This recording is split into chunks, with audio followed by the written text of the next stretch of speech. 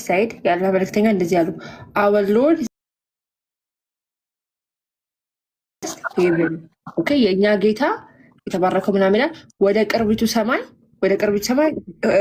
ሁልጊዜ ማታ ማታ ይወርዳል ይላል። ኒረስት ሄቨን የምትለዋን አስምሪለት ኒረስት የሚሆን እሺ ያ ምን ይላል?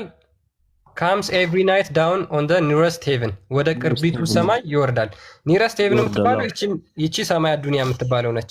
ስለዚህ አላህ ከአርሽ ላይ ሉክ አርሹ አለ፣ ከዛ በኋላ ውሃው አለ፣ ከዛ በኋላ ሰባተኛው ሰማይ አለ፣ ስድስተኛው ሰማይ አለ፣ አምስተኛው ሰማይ አለ፣ አራተኛው ሰማይ አለ፣ ሶስተኛው ሰማይ አለ፣ ሁለተኛው ሰማይ አለ።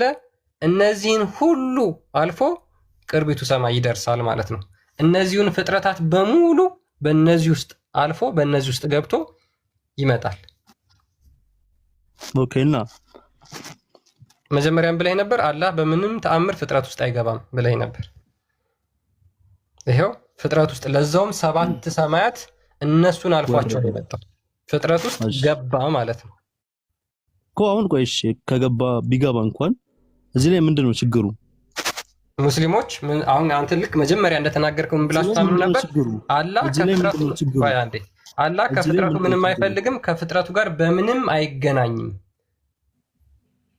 ፍጥረቱ ውስጥ ጭራሽ አይገባም። እሱ አርሹ ላይ ነው፣ ከአርሹ በላይ ነው። ከአርሹ በላይ ደግሞ ምንም ፍጥረት የለም ብላችሁ ታምናላችሁ። ስለዚህ አንተ ቆይ አንዴ መጀመሪያ ፍጥረት ውስጥ አይገባም አላልክም? ፍጥረት ይፈልጋል አይፈልግም ብያለሁ። ቆይ መጀመሪያ ፍጥረት ውስጥ አይገባም ብለሃል አይደለ?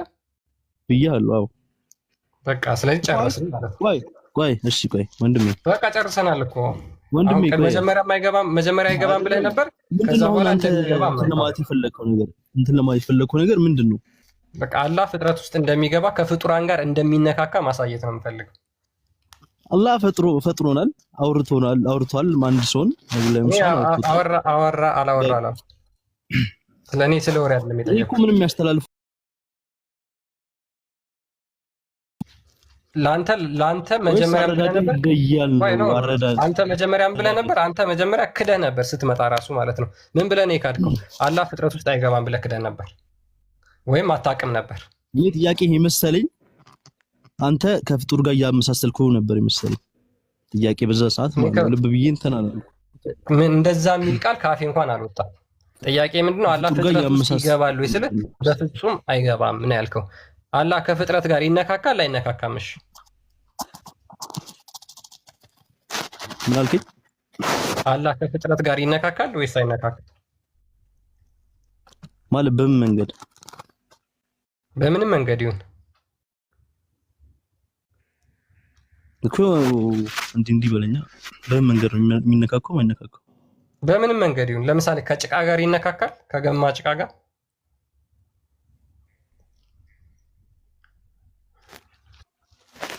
አልገባኝም። ጥያቄ ግልጽ እኮ ነው። ጥያቄ ቤላ ጥያቄ ግልጽ አይደለም?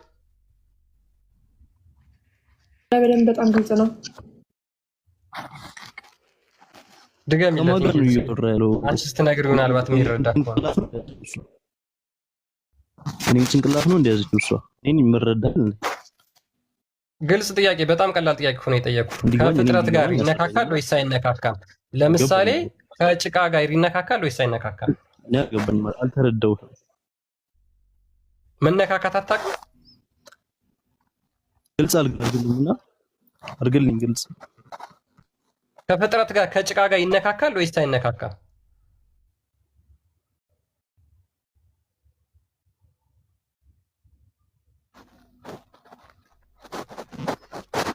አሁንም አልገባ ወይስ ማይንድ ፕሮሰስ ማድረግ አይችልም? ራሱን ጥያቄ ነው እየጠየቀኝ ያለው እኮ ማይንድ ፕሮሰስ ማድረግ አይችልም። ራሱን ጥያቄ ነው እየጠየቀኝ። ፈጣሪ ነው፣ ጭቃው ፍጡር ነው፣ ፈጣሪ ነው ወንድማችን። ምን አልከኝ?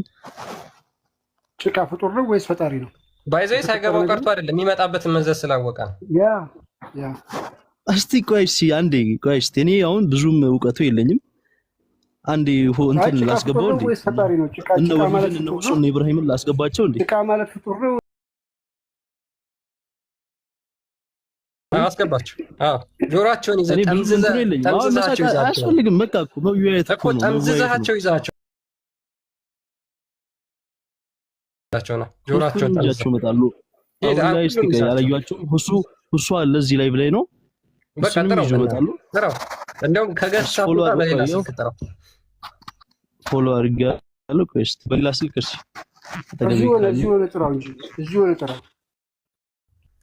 ናለው የትም አለኝ እመለሳለሁ። በቃ እዚሁ እንዳትወጣ ሌላ ምስል ማስገብተን እናወራለን። እስከዛ ጭቃ ፍጡር ፈጣሪ አታውቅም ማለት ነው እስከዛሬ አላህ አንድ ነው ስትል። አይ መዘዙን ስላወቀ ነው። ብዙም እኔ ማስጨነቅ አልፈለኩም። በደምብ ገብቶታል።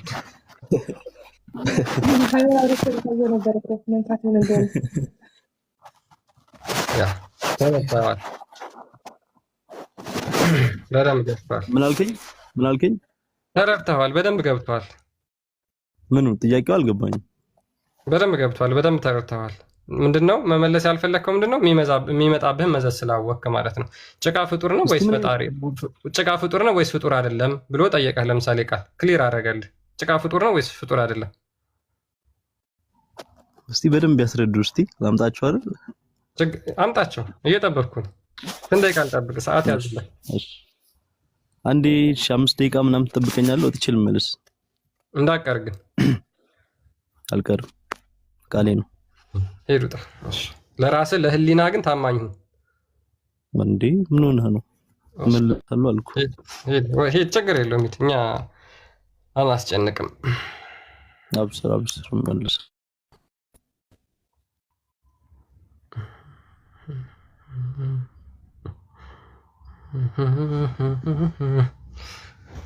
ኤኒዌይስ በዛው እንዳይቀር ወንድማችን ጸልዩለት።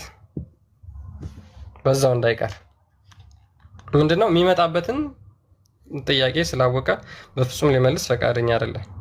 በነገራችን ላይ እንደዚህ መመለስ የሚያሳፍራችሁ ከሆነ ቀላል ነው እኮ፣ ሃይማኖቱን ጥሎ መውጣት ይቻላል። አሁን ትልቁ ችግር ምንድነው? እነሱ ስለ አምላካቸው የነገሯቸው ነገር ከተጻፈው በጣም በተቃራኒ ሆኖ ስለተገኘ ነው። ቁርአንና ሐዲስ ላይ ከተጻፈው በጣም ተቃራኒ ነው እነሱ የሚነግሯቸው።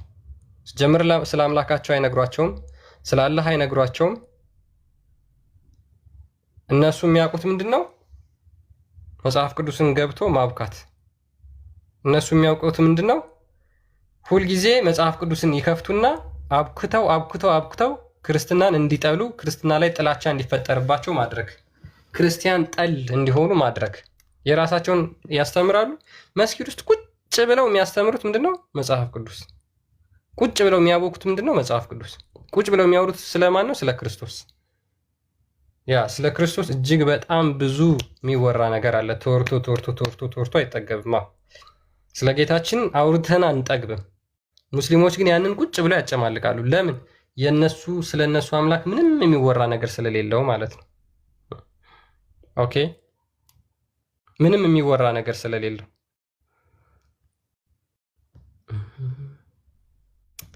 ያ ሙስሊሞች ስለ አምላካቸው ያወቁ ጋር አላህ ይሄንን ነው እንዴ ማመልከው ብላችሁ ነው ጥላችሁ የምትወጡት። ይሄንን ነው ማመልከው፣ ይሄን አካል ነው ማመልከው ብላችሁ ነው የምትወጡት። ስለዚህ አላህ የተጠራራ ነው፣ ከፍጡር ጋር አይነካካም፣ ከፍጡር ጋር አይገናኝም፣ ፍጡር ውስጥ አይገባም ብላችሁ የምታምኑት ዜሮ ገባ ማለት ነው። መጀመሪያ ክዶ ስለነበር መጀመሪያም ብሏል አላህ ፍጥረት ውስጥ በምንም ተአምር አይገባም። ለምን አገባ? ግቡ ሙስሊሞች፣ መላክ ትችላላችሁ። ኮሜንት ላይ ትርመጥመጡ። ኮሜንት ላይ ለምን ትርመጥመጣላችሁ? ኮሜንት ላይ የምጽፉትን እዚህ ገብታችሁ እኮ ማውራት ትችላላችሁ።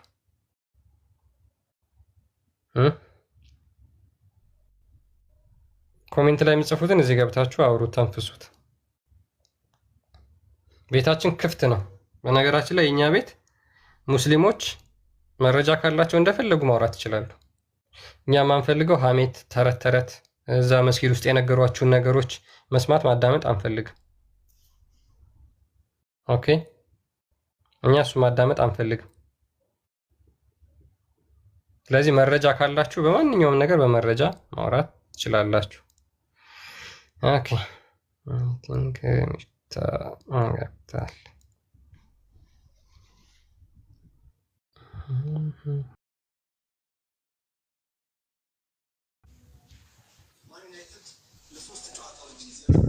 ሰላም ነው ሚፍታ አቤት ሰላም እንዴት ነህ? እንኳን ደህና መጣ። እንኳን ደህና ቆየኝ። ሙስሊም ነህ? አልሐምዱሊላህ ሙስሊም ነኝ። ኦኬ። አላህ የት ነው ያለው? ምን አገባ? መልሱ ይሄ ነው። እስኪ አያት ያለው አምላክ እያመልክ እንደው አረ በአላህ ጭንቅላት ይኖራችሁ። ይሄ ነው መልሱ። ጭንቅላት ይኖራል። ሙስሊሞች አያት ያለው ነው። አያት ያለው አምላክ ጠየቁ። እየሰማችሁ ነው የሚመልሱትን መልስ። የማርያም እናትና አባት ለኢየሱስ አያቶቹ ናቸው። እኛ አይደሉም እኮ አላለም። ችግር የለውም። እኛ የምናምነውን ነገር እኮ ነው እዚህ ጋር የምትናገረው። ክርስቶስ ኢየሱስ አዎ በስጋ ተወልዷል ብለን እናምናለን። በቃ በስጋ እንደመወለዱ የአብርሃምን ዘር እንደመያዙ ለምሳሌ ዳዊት አባቱ ነው ብለን እናምናለን። የዳዊት ልጅ ብሎ ራሱን ስለሚጠራ ክርስቶስ ኢየሱስ በስጋ ተወልዷል፣ የያዘው የመላእክትን ዘር አይደለም የአብርሃምን ዘር እንጂ ብሎ ይናገራል። በጣም ደስ እያለን ነው የምንናገረው። ዕብራውያን ምዕራፍ 2 ብታነቡት የያዘው የመላእክትን ዘር አይደለም የአብርሃምን ዘር ይዟል፣ እኔ የዳዊት ስርና ዘር ነኝ ብሎ ክርስቶስ ኢየሱስ ይናገራል። ስለዚህ የምናምነውን ነገር ስለተናገርክ ምንም ሌላ አዲስ ያመጣው ነገር የለም ወንድማችን። አሁን ጥያቄው አላህ የት ነው ያለው? አንተ የምናምነውን እኮ ነው እየነገርከን ያለ ነው። የምታምነውን እየጠየቅኩ ነው። ሚፍታ አንተ የምታምነውን ነገርከኝ፣ እኔ ደግሞ የምታምነውን እየጠየቅኩ ነው። አላህ የት ነው ያለው ነው ጥያቄ። ምን ለምን ስለ ራስህ አታስተምርም?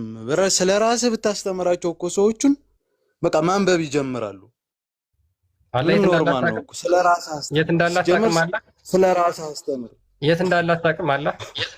አላህ የት እንዳለ አታውቅም። ኢምራን ሚፍታ የት እንዳለ የማታውቀውን አምላክ ነው የምታመልከው? አርረሕማኑ ዐለል አርሽ እስተዋ ሀቢቢ። ኦኬ አርረሕማኑ ዐለል አርሽ እስተዋ። ስለዚህ አላህ ከአርሽ በላይ ነው ያለው። አርረሕማኑ ዐለል አርሽ እስተዋ ከአርሽ በላይ ነው ያለው። እሱ ለአንተ ትቼዋለሁ። ለምን ደግሞ የማትናገረው? ታፍራለህ? ያሸማቅቅሃል? አልሐምዱሊላህ ወላሂ አላፍ። አያችሁ ሁልጊዜ ምንድነው በአረብኛ ለማጭበርበር። አልሐምዱሊላህ ወላሂ አላፍ። እዚህ መጥተህ በአረብኛ አርረሕማኑ ዐለል አርሽ እስተዋ አርረሕማኑ ዐለል አርሽ እስተዋ። ችግር የለውም። ነይ ሱራ 10 ቁጥር 3ን ክፈችልኝ ቤላ። እና አንተ በአረብኛ ያወርድኸውን እኛ እዚህ ለኦዲየንሶቻችን ደግሞ በአማርኛ በምናውቀው ቋንቋ እንትን እንላለን ማለት ነው። ስለዚህ አላህ የት ነው ያለው የሚለውን አንተ በአረብኛው ብለኸዋል። ቤላ ካለሽ ሱራ 10 ቁጥር 3 አረብኛ የሙስሊሞች መደበቂያ ኤግዛክትሊ ምዕራፍ 10 ቁጥር 3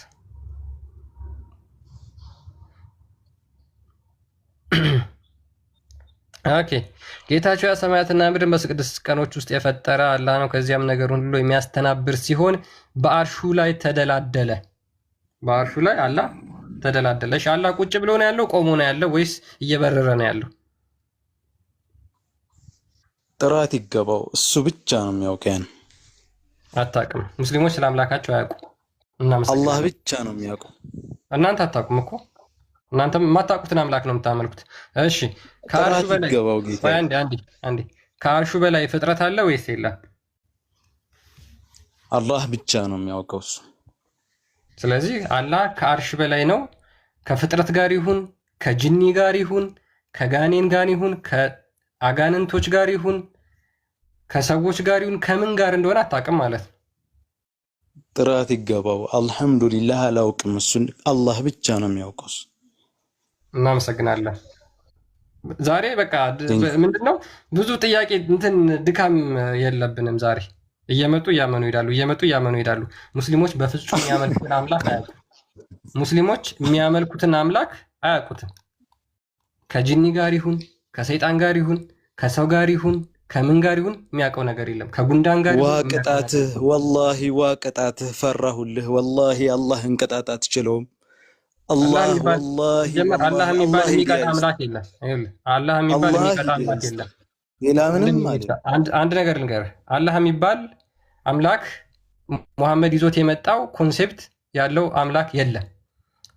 ከአርሽ በላይ ያለ አርሽ ላይ ተደላደለ የሚባል ከሌሊቱ 1/3 ክፍል ይወርዳል ይወጣል የሚባልለት አምላክ ነቢያቶች አንድስ እንኳን እንደዚህ አይነት አምላክ አልሰበኩም። አንድ ነቢይ እንደዚህ ብሎ የሰበከ ነቢይ የለም። አርሽ ላይ ወጣ ወረደ፣ ወደ 7ኛው ወደ ቅርቢቱ ሰማይ ወጣ ወረደ የሚባልለት አምላክ የለም። እንደዚህ የሚባል አንድም ነቢይ አልሰበከም።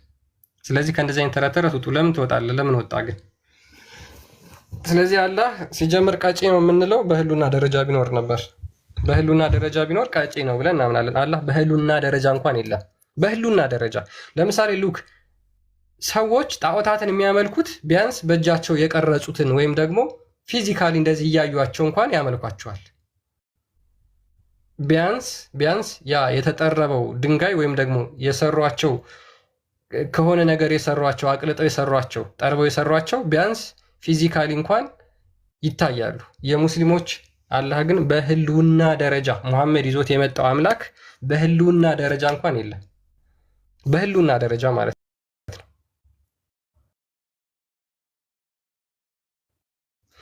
ሁሴን ሰላም ነው። ሰላም ብለናል። አረስታችን ባልሰማም ጥያቄ ነበረ።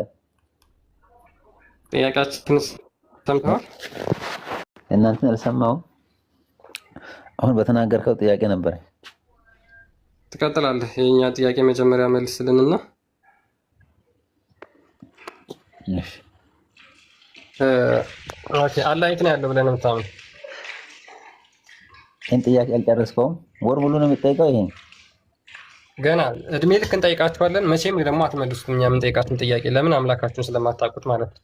ስለዚህ ወርም ይሁን አንድ ዓመትም ሉክ ስለ ራስህ መታቀም ስለ አላህ ለማወቅ ስለ ራስህ መታቀም ችግር የለውም። እሱን አሁን እናያለን። አንተ እንደምታውቅና እንደማታውቅ የምታመልከውን አምላክ ታውቀዋለህ ወይስ አታውቀውም የሚለው ማምለኩን ተው። አንተ ከየት መጣ? ሁሴን አሁን ተረጋጋና ወደ ጥያቄ ሂድ። ስለ ራስህ ሳታውቅ ስለ ፈጣሪ ትመራመራለህ። ስለ ራስህ ማንነት ቀጥል፣ ችግር የለውም። አሁን ወደ መልሱ። አላህ የት ነው ያለው? አንተ ማነህ? ከየት መጣ? ቀጥል ወደ መልሱ። ወደ መልሱ ይሄ ነው። መልስ የለም። ከአንተ ነው የምጀምረው። መልሴ ከአንተ ነው የምጀምረው። አላህ የት ነው ያለው ለሚለው መልስ ይሄ ነው መልሱ። ቅድሚያ አንተ ማንነትን ካወቅኩ በኋላ ነው። የኔ ማንነት ምን ያደርግልሃል? ዝም ብለህ የምትቀባጥረው ምን ያደርግልሃል? ማንነትን ሳታውቅ ስለማታውቀው ነገር ትፈላሰፋለህ። ኦኬ፣ ስለ አላህ ለመናገር የኔን ማንነት ማወቅ አለብህ። ስለ አምላክህ ለመናገር አንድ ተራ ፍጡር ማወቅ አለብህ ማለት ነው። ቀድመህ ስለ ራስህ መንገር አለብህ። አንተ ማነህ? እንዴት መጣህ? ስለ ራስህ ስለ አንተ ካወቅኩ በኋላ ስለ ፈጣሪ እንገባለን። የሙስሊሞች መልስ ዝም ብላችሁ ተመልከቱ። የሙስሊም መስላል እንደ ቀድመህ ራስህን ማንነት ለአላህ ለመመለስ የኔን ማንነት ማወቅ አለበት።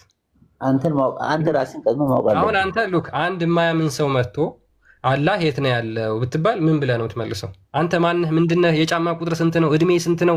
የት ነው የተወለድከው? ምን እያረክ ነው? የት ነው የምትኖረው ብለህ ነው የምትጠይቀው? ሳላቀው የመንደር የቡና ወሬ ነው የምታወራው ወይስ ስለ አምላክ ነው የምትነግረው? ስለ ማንነቱ ሳላቀው መልስ አልሰጠውም ለዚህ ሰውዬ። ስለዚህ አንድ ሰው መጥቶ የማያምን ሰው መጥቶ እስኪ አላህ የት ነው ያለው? ስለ አላህ ንገረኝ፣ ስለምታመልከው አምላክ ንገረኝ ብትለው ልክ አንተ እሱ ስለ አምላክ እየጠየቀህ አንተ ደግሞ ስለዛ ሰው ተራ የቡና ወሬ ታርገህ ስለዛ ስለ ግለሰቡ ነው የምትጠይቀው ማለት ነው። ስለዚህ ስለ አላህ አትመልስልኝም። አሁን የሚቀድመው አጠገብ ያለው ስለሆነ ማለት ነው። አላህማ ምንም አያደርግልም። ልክ ነህ። የሚቀድመው አምላክ አይደለም። የሚቀድመው ሰው ተራ ሰው ነው የሚቀድመው። እውነት ነው። እናመሰግናለን ወንድማችን። የሚቀድመው ተራ ሰው ነው የሚቀድመው። ስለ አላህ መናገር አይደለም የሚያዋጣው፣ ስለ ሰው ብቻ ማውራት፣ ተረት ተረት ማውራት ማለት ነው። እኛ እኮ ይሄን ነው የምንላችሁ። ስለ ሰው ተረት ተረት ማውራት አቁሙና ስለ አምላካችሁ ተናገሩ። ስለ አምላካችሁ ስበኩ። ስለ አምላክ እየተጠየቀ ስለ ሰው ትጠይቃለህ? ኧረ ሸይ መሆኑ የምር አላቅም እኮ አላቅም። ማንን ገደለ ሁሴን? ማታቅ ከሆነ እኮ አላቅም ብለህ እንትን ማለት ትችላለህ። እኛ እናስጨንቅም። አይ አላቅም ብትል ማታቀውን ነገር እኔ አላስጨንቅም። ፈሪ ነህ። መጀመሪያ በቪዲዮ ውጣ። መጀመሪያ አንተ በቪዲዮ አንተ ምን ልትድረኝ ነው? ልጅህን ልትድረኝ ነው? እህትህን ልትድረኝ ነው? ምን አደርግልሃለሁ? ከዚህ ይጀምራል ውሸታምነትህ። ከዚህ ይጀምራል። ምን ልታረገኝ እኮ ምን ልታረገኝ? ልትድረኝ ነው እህትህን? ስለ ማንነትህ ደብቀህ ስለ ማንነትህ ሳታቅ የማታውቀውን ነገር ለማወቅ ዝም ብለህ ትልፈልፋለህ። ምን ያደርግልሃል? የኔ ቪዲዮ ስላላህ ለማውራት የኔ በቪዲዮ መውጣት ምን ያደርግልሃል? ማንተን ማየት ስላለብኝ እኔን ካላየ ስላላህ አታወራ? አላወራም። ኦኬ። ስለዚህ ስላላህ ለማውራት እኔ ማየት ያስፈልግሃል ማለት ነው። ግዴታ እኮ እኔ ካላህ እበልጣለሁ ማለት ነው። አመሰግናለሁ። ምን ትበልጣለህ? ቃዥታል እንጂ እኔን ካላየ ስላላህ አታወራማ። ስለዚህ መጀመሪያ የምታስቀድመው እኔ ነው። እኔ ማየት አለብህ አላህ ስላላህ ለማውራት። አንተ በምታወራው ነገር ካመንክ ውጣ፣ ግልጽ። እኔን ለምን ማየት አስፈለገህ? ስላላህ ለማወቅ ስላላህ ለማውራት እኔን ማየት ለምን አስፈለገህ? ምን ያደርግልሃል? እኔም በቪዲዮ እያየሁ ላውራ። ኦኬ። ስለዚህ ስላላህ እኔን ካላየህ አታወራ? አላወራም። አመሰግናለሁ። በቃ አሁን ሚዩት አድርገህ ቁጭ ብለህ ትማራለህ ማለት ነው። አያችሁ ሙስሊሞችን በጣም ነው የምታሳዝኑት። ሰው እንዴት ስለ አምላክ እያወራ አንተን በቪዲዮ ፊትህን አሳየኝ እኔ አንተን ካላየው አላወራም ትላለህ? ወንድማችን ምን ነው ሌላ ነገር ተው፣ ክፉ ነገር አታስወራ። አብዲ ያለህ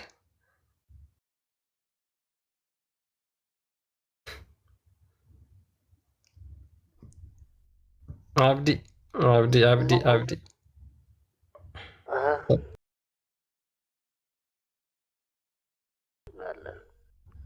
እንዴት ነህ? እንኳን ደህና መጣህ ብለናል። እንኳን ደህና ቆያችሁ። ኦኬ። ሙስሊም ነህ? ኦኬ። አንተ መቼም እዛ አላህ የት ነው ያለው ብዬ ስጠይቅህ እንደ ወንድምህ በቪዲዮ ይውጣ ምናምን አትልም አይደል? ኧረ አልልም። አዎ ጎበዝ። አላህ የት ነው ያለው ብለህ ነው የምታምነው? አላህ ከሰማያት በላይ። ኦኬ። ከሰማያት በላይ ከስንተኛው ሰማይ በላይ? ያው ከሰማያት በላይ ከአርሽ በላይ ማለት ነው። ኦኬ። ሁልጊዜ ነው ከአርሽ በላይ የሚሆነው? ሁልጊዜ ነው ከአርሽ በላይ የሚሆነው ወይስ አርሹን የሚለቅበት ጊዜ ይኖራል?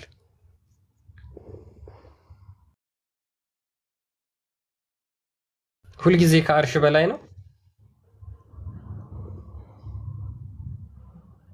ሁልጊዜ ስትል አልገባኝም። እስኪ ምን ለማለት ፈልገ ነው ሀሳቡ? ሁሌም ከአርሽ በላይ ነው ወይስ አርሹን ለቆ ከአርሹ የሚወርድበት ጊዜ አለ?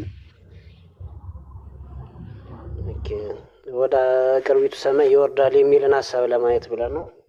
አይ እኔ ጥያቄ እሱ አይደለም፣ እንደዛ አላልኩም። እንደዛ ከሆነ በዛ መሰረት አለ እንደዛ የሚመጣበት ታይም አለ። ኦኬ። ስለዚህ አላህ አርሹን ለቆ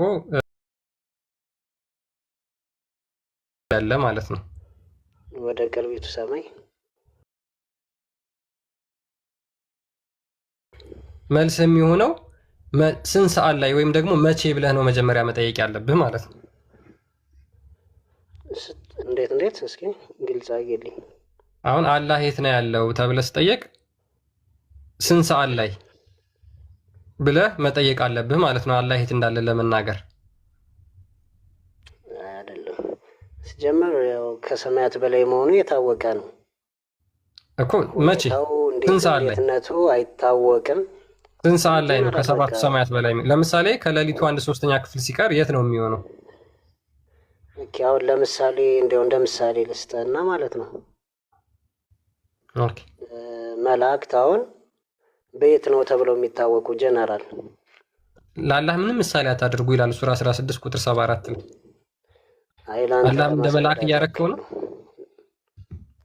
አይ ነው እንደዛ ሳይሆን እኔ እናንተ ስለዚህ ስለ አላህ እየተወራ ስለ መልአክ መጥቀስ የለብህም ማለት ነው። አይ ለአንተ እንድትረዳ ይፈልጌ ነው እኮ። ልክ አንተ ባስረዳኝ ከሆነ አላህን ከመልአክ ጋር ላመሳስለው ነው ማለት ነው።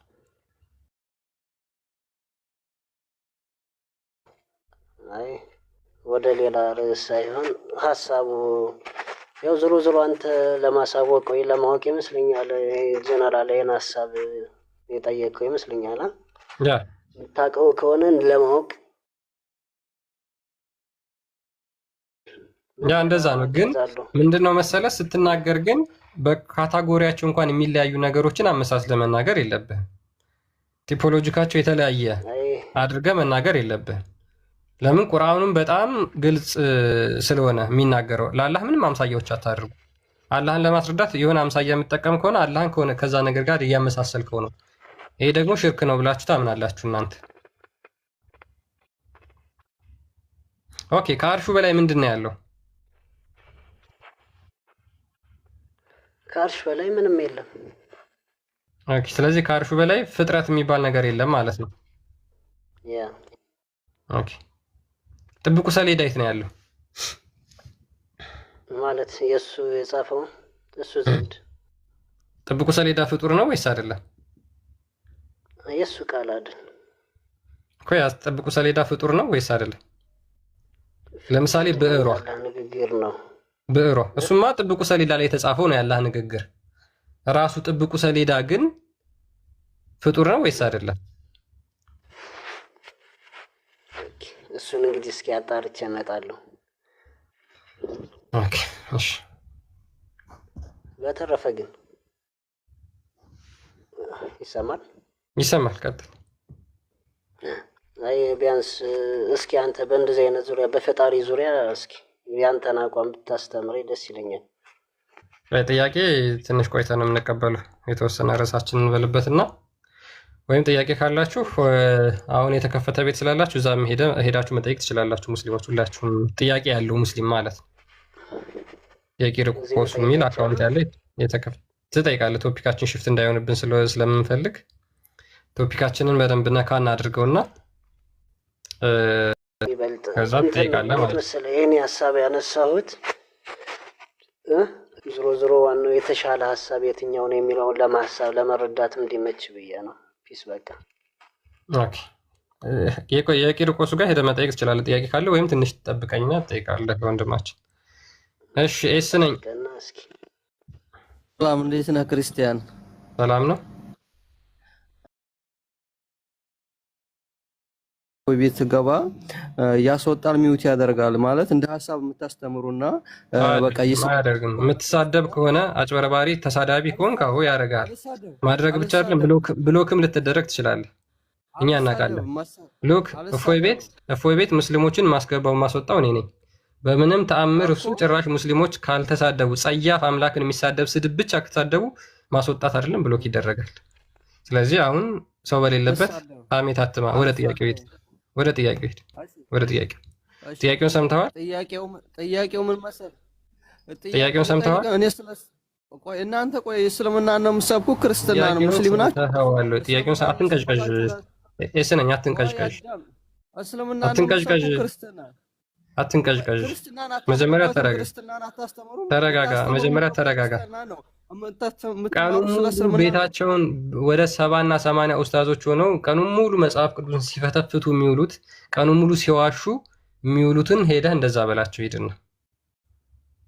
እኔ እኮ በቀላሉ ቁርአን ምን አግብቶት ነው ስለ ክርስቲያኖች የሚያወራው ብዬ እኮ መጠየቅ እችላለሁ። ምን አግብቶት ነው ስለ ክርስቲያኖች የሚያወራው? ክርስቲያኖች እያለ የሚያወራው ምን አግብቶት ነው ብዬ መጠየቅ እችላለሁ። ግን ጥያቄያችን እሱ አይደለም። እናንተ የሚያወራ የለም። እኔ ልጠይቅ ነው። ቁርአን አያወራም ስለ ክርስቲያኖች? ቁርአን ስለ ክርስቲያኖች አያወራም? አመሰግናለሁ። መልስ ስላላችሁ እናመሰግናለን። አያወራም? ቁርአን ስለ ክርስቲያኖች ያወራል አያወራም? አትጩ። እንደዚህ ስለ ጮክ የሆነ ለጠየቁ ጥያቄ መልስ እየሰጠህ ነው ማለት አይደለም። ኤስነኛ አትጩ። አሁን ተረጋጋና መልሱ መመለስ የምትችል ከሆነ ጠይቅ። እኛ ትንጠይቃችሁ አላህ እጅ አለው እንዴ ምናምን እያላችሁ ትጠይቃለህ። ጥያቄያችሁን በትክክል መልስና ትጠይቃለህ። ስለኔ ምናት ልጠይቅ የገባው ግን ስለዚህ ስለ አላህ እጅ መስማት አትፈልግም፣ ስለ አላህ እግር መስማት አትፈልግም፣ ስለ አላህ ባት መስማት አትፈልግም። ሁሌ እያላችሁ ታለቅሳላችሁ። እና ስለ አላህ ባት እንዲወራ ካልፈለጋችሁ ስለምን እንዲወራ ነው የምትፈልጉት? ክርስትና ለሰብኩ ትገቡና አታስተምሩ። መልስ ስላላችሁ እኛንም ትጠይቃለህ እኮ ትጠይቃለህ። መጀመሪያ ቶፒክ ሽፍት እንዳይሆን ለምን እንደገባው እኔ ክርስትና አትንጣጣ። ተረጋጋ። አትንጣጣ። ለምን አትመልስም? ትጠይቃለህ። መጀመሪያ ተረጋጋ። እስኪ አንዴ እኮ ተረጋጋ። ምንም ጥያቄ ይኸውልህ፣ አሁን ይሄ ልጅ ምን የሚሰራውን ፖለቲካ እያያችሁ ነው። ምንም ጥያቄ ሳይጠይቅ መልስ የለህም ብሎ ከዛ ሮጦ ሊወጣ ነው። የምጠይቅን ጥያቄ መልስ፣ ከዛ በኋላ ትጠይቀኛለህ። ልጠይቀን እኔ ስለ ክርስትና ልጠይቀህ ነው የገባሁት። እኔ ልጠይቀኝ ነው የገባሁት። እኔ ቤቴ እኮ አልመጣህም። ልጠይቀህ ስለ እስልምና እየሰበክ ነው አይደለም? ቁጭ ብለህ ስለ እስልምና ክርስትናን እየጠበክ ነው አይደል? እስልምናን ነው መስበክ ያዝከው? እስልምናን ነው እየሰበክ ያለኸው? ለጊዜው እያወራ ያለሁት ስለ እስልምና ነው። ከዛ በኋላ ደግሞ ይሄንን ስጨርስ እስልምናን ነው የምሰብከው። ለጊዜው እያወራ ያለሁት ስለ እስልምና ነው። ለጊዜው እያወራ ያለሁት ስለ እስልምና ነው። ከዛ በኋላ ደግሞ ስለ ክርስትና ጥያቄን ትቀጥላለህ። መልስ ስለሌላችሁ እኮ ነው እኛን በእንደዚህ አምታታችሁ የምትወርዱ ማለት ነው። እኛን አሁን ጮኸህ ልትወጣ ነው። ተረጋጋ። ጮኸህ ልትወጣ ነው። አንተን እኮ ማስወጣት ትችላለህ። ኧረ እያትበል አታልቅስ፣ ተረጋጋ። እንዴ ምን ሆነሃል? እያለቀስክ እኮ ነው ወንድማችን። ሶፍት ልስጥህ? አታልቅስ፣ በቃ አታልቅስ፣ ተረጋጋሽ። ትጠይቃለህ እኮ ነው። የምትሰብከው ምንድን ነው ንገረኝ። እየሰበክ ያለው ክርስትናን አይደለም እየሰበክ። ከዚህ በላይ አልታገስም። የአንተን ለቅሶ 5 ደቂቃ ሙሉ ልስማ? ትጠይቃለህ። ቶፒኩ ሽፍት እንዳይሆን መጀመሪያ ግን መጠየቅ አለብህ። ከዛ በኋላ አንተ ትጠይቃለህ። ክርስትና መልስ የለውም ብለህ አልቀሰህ ለመውጣት አንድ ጥያቄ ሳትጠይቅ እንደዚህ ብለህ ትወጣለህ? ይህን ጭንቅላትን ይዘህ እኔ አንተን ቢያደርገኝ ቆርጬ ነበር የምጥለው የምር። ይህን ጭንቅላት ብለህ ተሸከመ ከምትዞር ማለት ነው። ጌጥ የሆነ ጭንቅላት። እሺ መሐመድ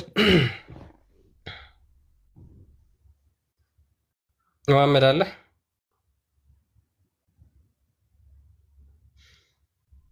ሙሐመድ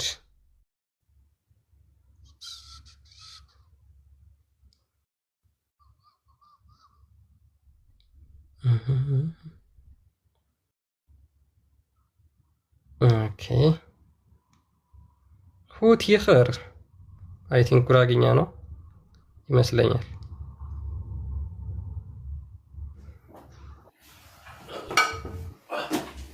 እሺ ሁት ይኸር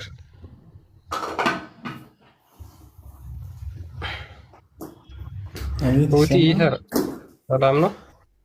ሰላም አለን። ሙስሊም ነህ? አዎ ሙስሊም ነኝ።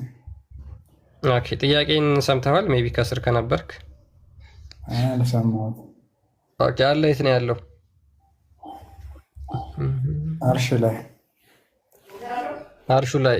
አርሹ ላይ ተቀምጦ ነው ተንሳፎ ነው ወይስ ተኝቶ ነው ያለው?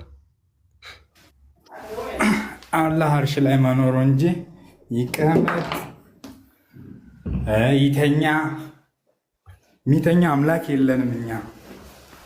የሚቀመጥስ? ኦኬ ይቀመጣል። ተቀምጦ ነው ያለው? መቀመጡን መች ተናገረ?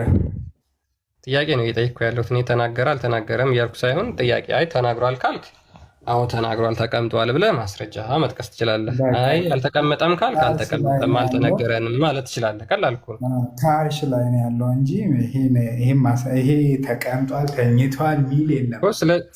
አምላካችን ስለዚህ ፖሲቢሊቲው ምንድን ነው? ወይ የበረረ ተንሳፎ ነው ያለው እንደ ወፍ፣ ወይም ተቀምጦ ነው ያለው፣ ወይም ተኝቶ ነው ያለው። አይ ስለመተኛት እንደኛ ሰው አይደለም ፈጣሪ ማለት ነው። እኔ ሰው ነው አላልኩም። ስለዚህ ሰው ነው አልኩ። አንተ የሰውን ባህሪ እየሰጠህ እኮ ነው ያለው ለአምላክህ ማለት ነው። እኔ የአላህ የሰው ባህሪ ያለው ብዬ መጀመሪያ አልተናገርኩም። ምን ያልተናገርኩት ነገር ፕሌም አድርገህ ከዛ በኋላ እኔ ባላልኩት ላይ ተነስተህ መልስ አትስጥ። የራስህን ያሰብከውን ባሰብከው ነገር ላይ አይደለም መመለስ ያለብህ። ወይስ ይንሳፈፋል? ምን ይሄ ጉዛ አካል ነው እንዴ? እኮ ካልተነገረ እንደዛ ብላ እሱም ልታደርግ ትችላለህ። ገብቷል? ከአርሽ በላይ ነው ስትባል ለምሳሌ አይነት ጥያቄ የለማ። ሲጀመር ምኑ ነው ከአርሽ በላይ የሆነው? ምኑ ነው ከአርሽ በላይ የሆነው? እጁ ነው እግሩ ነው ከአርሽ በላይ የሆነው? እግር እጁ ተባለ። እዚህ ጋር ያለው የተባልከው ፈጣሪ ሲጀመር ይሄ ነው አካሉ ተብሎ የተነገረበት ቦታ የለም። አሁን አንተ ዝም ብለህ ከሰማይ በላይ ነው አልኩህ። ከሰማይ በላይ ከሆነ በምኑ ነው ያለው? በምንድን እኛ ፈጣሪን መርምረን ልናውቀው አንችልም። ሲጀመር ፈጣሪ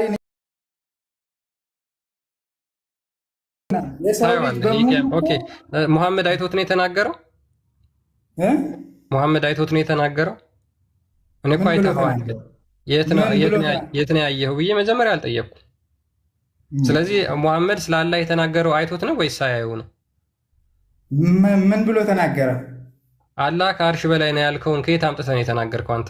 አላህ ራሱ ነው እኔ ከአርሽ በላይ ነኝ ብሏል። እንጂ ሙሐመድ በራሱ የተናገረው ነገር ደግሞ ሙሐመድ ነው የነገረህ አይደል? ኖ በጅብሪል አማካኝነት አላህ ራሱ ነው እንጂ የተናገረው ነቢያችን ሰለላሁ ዐለይሂ ወሰለም የተናገሩት አይደለም። ቁርአኑ ሲጀመር አመጣጡ አላህ ለጅብሪል ነገረው። ጅብሪል ደግሞ ለአንተ ነው መጥቶ የነገረህ። አየህ ለምን ትቃዣለህ? ለነቢይ አማካኝነት እንጂ ዝም ብሎ እንትን የሚባል ነገር አይደለም አባቴ። እዚህ ጋር ዝም ብለህ ገብተህ አላህ ለጅብሪል ነገረው። ይኸውልህ ቆይ አላህ ለጅብሪል ነገረው። ጅብሪል ደግሞ መጥቶ ለአንተ ነው የነገረው ወይስ ለማን ነው የተናገረው? ለሙሐመድ ለነቢያችን ሰለላሁ ዐለይሂ ወሰለም። እና ምንድን ነው የምትቀባጥረው? ስለዚህ ሙሐመድ ነው የነገረህ ማለት እኮ ነው። ምን ማለት? ሙሐመድ ነው የነገረህ አላህ ከአርሽ በላይ እንዳለ። ምን ማለት ነው እንዴ? ኬታ መጣው? ሙሐመድ አይደለም የነገረህ? አይ ሙሐመድ ኬታ መጣው? እኔ ከየት የሚያምጣው? እኔ እሱ አይደለም እኮ ጥያቄ። በቃ ጅብሪል አመጣው እያልክ አይደለ? ራስህ ተናገርክ እኮ አንተ ሙሐመድን ታውቀውና አላህ ለጅብሪል ተናገረ። ቆይ አላህ ለጅብሪል ተናገረ። ከዛ በኋላ ጅብሪል ደግሞ ሌላ ጥያቄ ካለሽ ልታወሪኝ ትችያለሽ። ከዚህ በላይ መልስ ማብራራት ለኦዲየንሱ ብትሰጠው ይሻላል። አንተ እኮ ነው ሙሐመድን አፍረህበት ይሁን ደብሮ ይሁን ዘለልከው። አላህ ለጅብሪል ተናገረ። ከዛ አይ ጅብሪል ለሙሐመድ ተናግሯል ወይስ አልተናገረም ሲል አይ ሙሐመድ አይደለም የተናገረው ብለህ ደጋግመህ ትከራከረኛለህ ወንድማችን። ራስህ አምጥተህ ራስህ አዲስ ሎጂክ ፈጥረህ እንደዚህ ዙሪያ ጥምጥም ትሽከረከርና ከዛ በኋላ ልክ ወጥመድ ውስጥ ስትጠለፍ ደግሞ ሌላ ነገር ታወራለህ ማለት ነው። ምንም ወጥመድ የሚያስፈልገው ነገር አይደለም። እሺ አላህ ከአርሽ በላይ ነው ያለው አይደል? እያወቅህ ለምን ትጠይቃለህ? አላህ ከአርሽ በላይ ነው ያለው አይደል? ከአርሽ በላይ ነው። ከአርሹ በላይ ፍጥረት አለ ወይስ የለም? ይኑር አይኑር እኛ የምናውቀው ታሪክ የለም። ይኑር አይኑር የምታውቀው ታሪክ የለም። ስለዚህ ፍጥረት ሊኖር ይችላል ማለት ነው። ፍጥረት ሊኖር ይችላል ማለት ነው። ቢኖርሳ ከየት እናውቃለን እኛ? ስለዚህ ከአርሹ በላይ ፍጥረት የለም አይባልም ማለት ነው። የተገለጸልንን ብቻ ነው እኛ የምናውቀው እንጂ ሲጀመር ከአርሽ በላይ ማንም ሊቀመጥም በኃይልም ብርታት የሰው ፍጥረት ራሱ ሊኖርበት የሚችል አይመስለኝም። እንደ ራሴ አስተሳሰብ ያንተን ተረት ተረት ምን ያደርግልኛል? አይመስለኝም ይመስለኛል ብለህ የምትናገረው ሳታውቅ በቃ ይኸውልህ ነገርኩህ እኮ ከዚህ በላይ የማይጠቅመኝ ነገር አትጠይቀኝ። እናመሰግናለን። ስለ አላህ ከፍጥረት ጋር ይሁን አይሁን ይህንን ለእኔ አይጠቅመኝም፣ ምንም አያደርግልኝም። ያልተገለጸልኝ ከምንም ነገር ጋር ይኑር። ስለ አላህ ማውራት ምንም አይጠቅምም።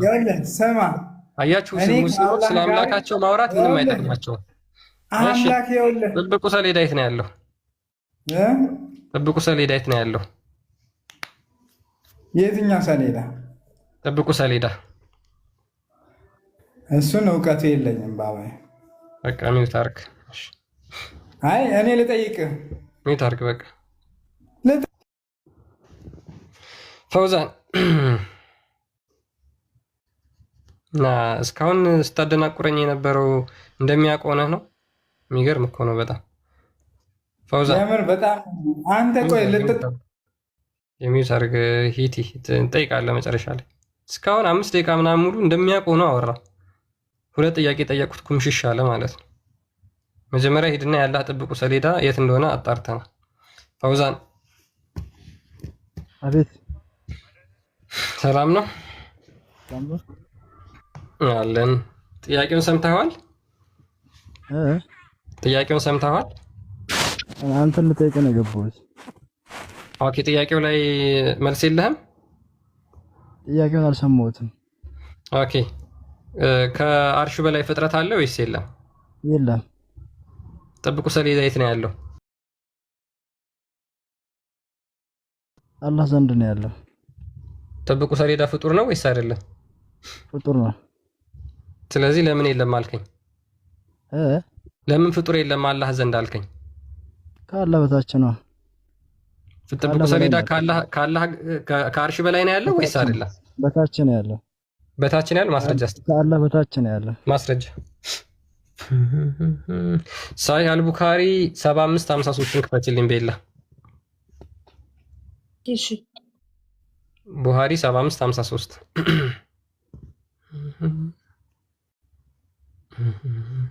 ማስረጃ ወጣ። ፈውዛን እየጠበቅኩ ነው። ከአርሽ በታች ነው ያለው ጥብቁ ሰሌዳ ብለሃል። አላህ በታች እንጂ ከአርሽ በታች አይደለም። እሺ ማስረጃ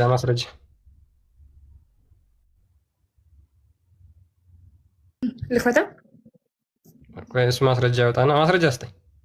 አንተ አውጣልኝ። የለህም አንተ ማስረጃ? እኔ የኔ ማስረጃ የሚያደርግልህ አንተ እኮ ነው የተናገርከው። አንተ ክሌም ላደረከው ለመለስከው መልስ ማስረጃ አምጣ እኮ። አንተ አለ ስትል እኮ ነው ማስረጃ የምትሰጠኝ። እኔ በሌለ ነገር ለምንድን ነው የምሰጠህ? አንተ እኮ ነው ከአርሹ በታች ነው ያለው ጥብቁ ሰሌዳ ብለህ ተናገርክ። ስለዚህ ለተናገርከው ነገር ማስረጃ ካለ በታች ነው ያልኩት እኔ። አንተ ከዛ በላይ ነው ካለ ከአርሹ በታች ነው አላልክም? ከአርሹ በታች ነው አላልክም? አሁን ካለ በታች ነው እንጂ ከአርሽ በታች ነው አልኩም። ያ ደግሞ አንተ እዛ ካል የለም ከአርሽ በታች ነው ብለሃል ወይስ አላልክም? ደስተኝ ነው ጥያቄ። ከአርሽ በታች ነው ወይስ አይደለም? አይደለም፣ ከአርሽ በታች አይደለም።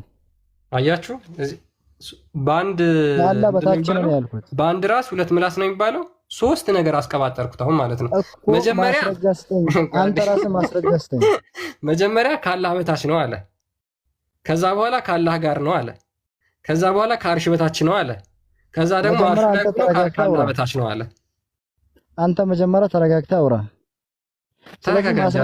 አንተ ማስረጃ ስጠኝ። አንተ ነህ መረጋጋት እኮ ያለብህ። ተደናበርክ። አንተ ማስረጃ ስጠኛ። ጥብቁ ሰሌዳ የት ነው ያለው? እኔ እኮ ለምጠይቅ ጥያቄ አንተ ነህ ማስረጃ የምትሰጠኝ። እኔ ማስረጃ ሰጥቼ ነው እንደምጠይቅህ። ቆይ አለ ካልክ ማስረጃ ስጠኝ። ጥያቄ ምንድነው? ትምህርት አልተማርክም እንዴ ወንድማችን? ምናልባት ትምህርት ቤት እኮ ሁልጊዜም ለምሳሌ ፈተና አውጥተው መምህሮች ሲጠይቁህ አንተ ነህ እንጂ መልሱን የምትሰጣቸው እንደ ማስረጃ አድርገህ፣ እነሱ አይደሉም መልሱን ሰጠው ድጋሚ የምትገለብጥላቸው አይደል? ስለዚህ እኔ ጥያቄ ጠየቅኩህ፣ ለጠየቁ ጥያቄ ደግሞ መልስ አውጥተህ ማስረጃ አውጥተህ አንተ ነህ የምትሰጠኝ። እንዴት ነው በዚህ ጭንቅላታችሁ የምንግባባው? ወገን እኮ ነገርኩህ እኮ ማስረጃ ይሄን የለም ካልኩ አለ ብለህ ማስረጃ የምትሰጠኝ እኮ አንተ ነህ አይደለ? የለም ካልኩ አለ ብለህ ማስረጃ የምትሰጠኝ አንተ ነህ። ስለዚህ እሺ ችግር የለም። የመጨረሻ ልጠይቅህ፣ ጥያቄው ሜይ ቢ እንዲገባህ ማለት ነው። በደንብ አድርጌ ላብራራልህና አላህ ከአርሹ በላይ ነው ያለው ብለህ ታምናለህ? መጀመሪያ ስጠይቅህ ከአርሹ በላይ ፍጥረት አለ ወይስ የለም? ስጠይቅህ ከአርሹ በላይ ምንም ፍጥረት የለም አላህ ብቻ ነው ያለው አልከኝ። በጣም ጥሩ፣ ይህን ተስማምቼልሃለሁ። ከዛ ጥብቁ ሰሌዳ የት ነው ያለው? እኮ ከአርሽ በታች ነው ያለው እሱ። አሁን ደግሞ አራተኛ ጊዜ ምን አለ? ስለ ከአላህ በታች ከአርሽ በላይ እንዳታጥፍ። አሁን ቃል እንዳታጥፍ። የት ነው ያለው? ከአርሽ በላይ።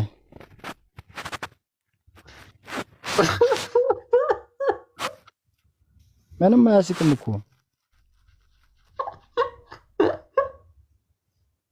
የት ነው ያለው ጥብቁ ሰሌዳ? ምንም አያስቅም እኮ። የት ነው ያለው ጥብቁ ሰሌዳ? ከአርሽ በላይ።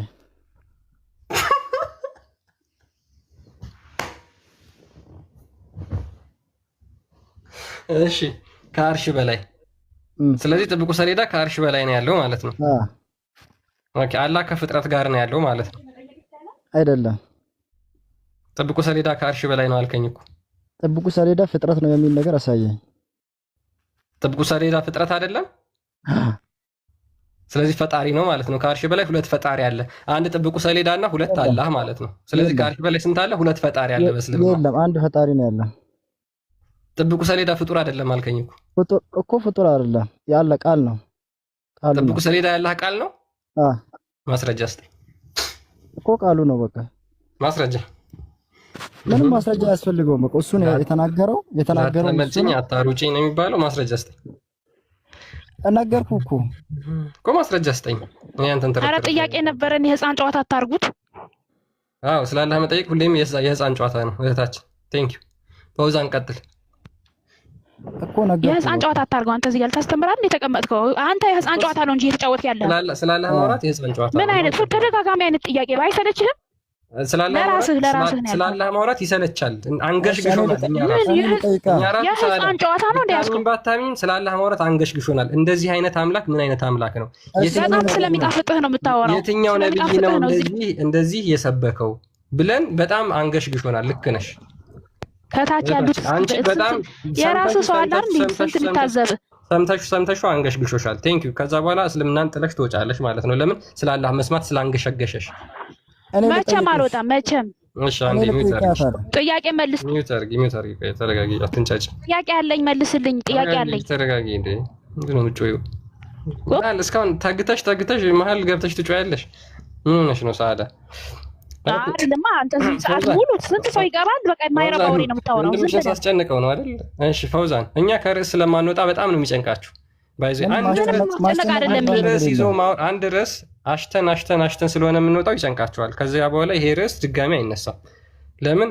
አፍርሰንባችሁ ስለምንወጣ ማለት ነው። ሚውት አታርገኝ። አንተ ጀግና ከሆንክ ከሁሉ ጋር አውራ እስቲ። ሂጂ ጥሪው፣ ሂጂ ጆሮን ጠምዝዘሽ ይዘሽው ነኝ። ሚውት አርገኝ። ስለ ሰው እንድታወሪ አይደለም። በጀርባ ሆነ እኮ እንደምታዳምጥ እናውቃለን። ከጀርባ በፖስት ይግባ። እሱ ነው እንጂ በሚስቱ አካውንት ከፍቶ ከስር ቁጭ ብሎ ይሄን እየተማረ ነው። በሌላ አካውንት ምን የምንማረው ነገር አለ? እዚህ ቁጭ ብሎ አንተ ቁርአን አንተ እዚህ ቁጭ ብለህ ቁርአን ነው የምታወራው አለች። ቴንክ ዩ አውቃለሁ። ቁርአን ነው እያስተማርኳችሁ ነው። ምንም ስለ ሃይማኖታችሁ እናንተ ስለማታውቁ ምን አሁን ነገርከን? ስለ ራስህ እስኪ ምን አለ? መስጊድ ውስጥ ልትከፍሉኝ ይገባል ስላለ ይሄን ሁሉ አታውቁም ነበር። እንደማቋርጫችኋለሁ። መጠየቅ አለብህ እኮ አንተ ብቻ አይደለም። ፈውዛን ጠይቃለህ። እኔ አጠይቁም አላልኩም እኮ ችግር የለውም። እያስተማርክ ካለ እኔም ለጥያቄ ነው የገባሁት ልጠይቅህ። ስለዚህ የኔን ማስረጃ ስጠኝና መጀመሪያ አንተ ልጠይቅህና ከዛ በኋላ ጥያቄ የጀመርከውን ጨርስ እንጂ የጀመርከውን ለምን ታቋርጣለህ? ልጠይቅህ እኮ ነው የገባሁት መጀመሪያም ጥያቄውን መጀመሪያ የተናገርከው ማስረጃ አለ የለህም? እሺ ችግር የለውም እፈቅድልሃለሁ።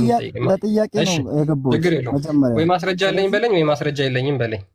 ልጠይቅህ ከዛ በኋላ እኔ ማስረጃ የለኝም ልጠይቅህ አንተን። እሺ ማስረጃ የለም። እሺ አመሰግናለሁ። ስለዚህ ያለ ማስረጃ ተረት እንዳታወራ ቀጥል። እሺ ጠይቅ። ስለዚህ አንተን ልጠይቅህ። ጠይቅ ቀጥል።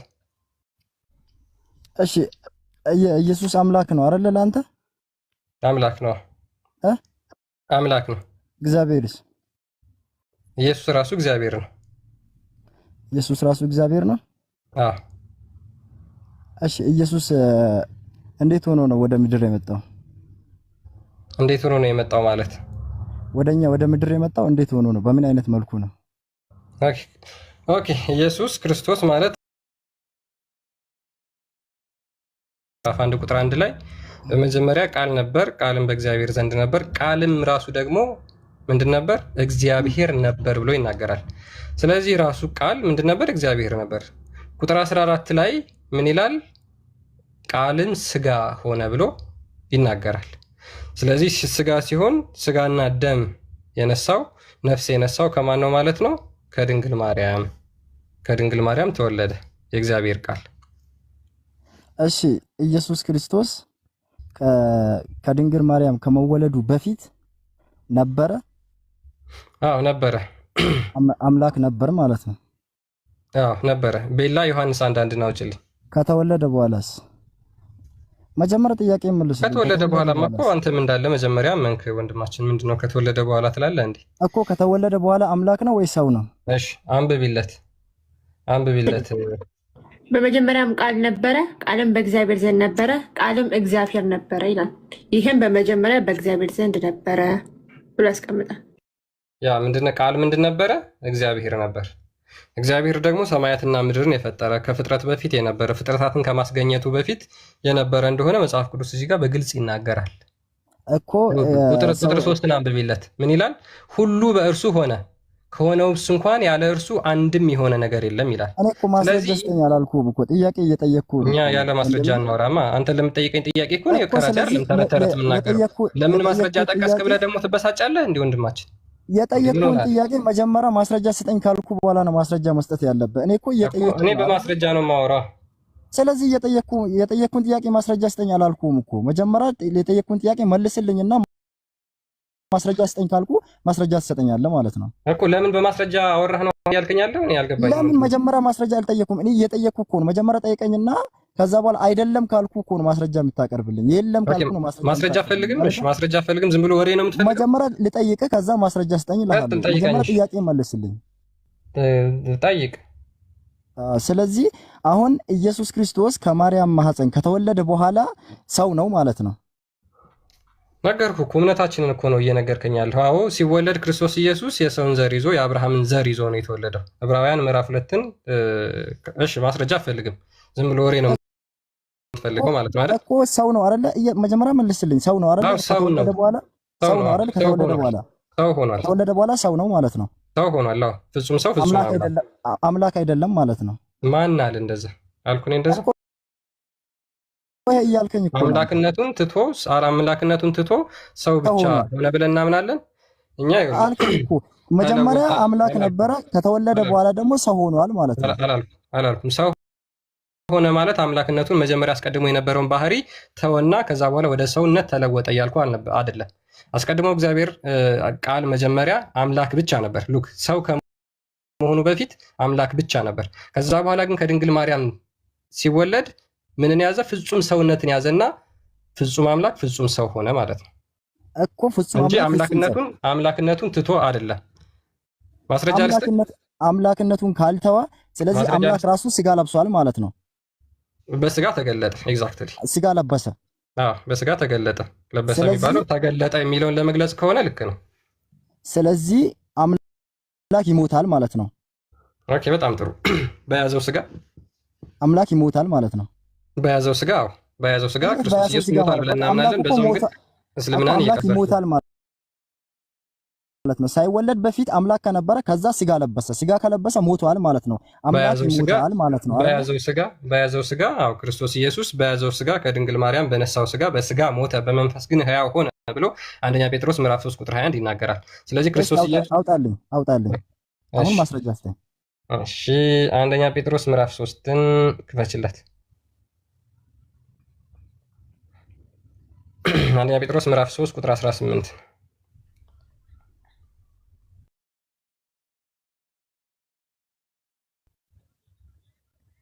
ስንት አድርገኝ? ይቅርታ አንደኛ ጴጥሮስ ምዕራፍ 3 ቁጥር 18